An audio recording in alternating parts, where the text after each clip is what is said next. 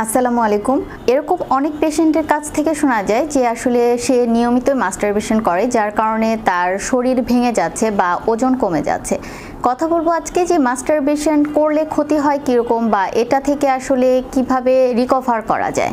প্রথমেই কথা হচ্ছে যে আমাদের যে সাময়িক শারীরিক উত্তেজনা আছে সেটা প্রতিরোধ করার জন্য বা সেটা ঠিক করার জন্য হয়তো আমরা মাস্টারবেশন করে থাকি, কিন্তু দেখা যায় রেগুলার বা অতিরিক্ত পরিমাণে মাস্টারবেশন কিন্তু আপনার যে লিঙ্গর যে শিথিলতা এটা কিন্তু বাড়িয়ে দেয়, অর্থাৎ পরবর্তী জীবনে আপনার সেক্সুয়াল যে পারফরমেন্স আছে এটা কিন্তু কমিয়ে দেয়।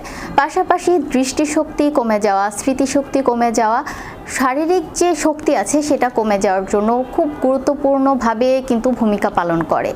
পাশাপাশি দেখবেন যে সকল মানুষ বেশি মাস্টারবেশন করে থাকে তাদের কাজের প্রতি অনীহা, মাথা ঘোরা, অমনোযোগিতাটা বেড়ে যায়।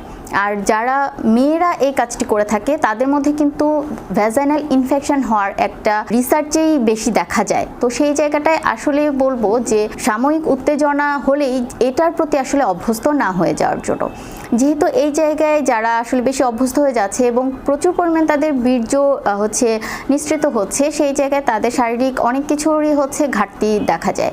সেই জন্য বলবো যে আপনাদের এই ঘাটতি পূরণ করার জন্য বাদামটা গ্রহণ করতে পারেন। এটা সেক্সুয়াল যে হরমোন এবং অর্গানকে সুস্থ রাখার জন্য কাজ করে।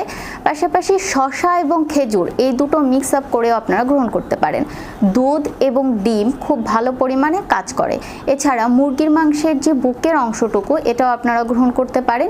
পাশাপাশি অতিরিক্ত যেই পানির চাহিদা সেটা আপনার খেয়াল করতে হবে। একটু অ্যালকোহল, নিকোটিন, ক্যাফেন এগুলো থেকে দূরে সরে আসতে হবে এবং অবশ্যই একটু খেয়াল করবেন যে আসলে আপনারা যেন অভ্যস্ত না হয়ে যান।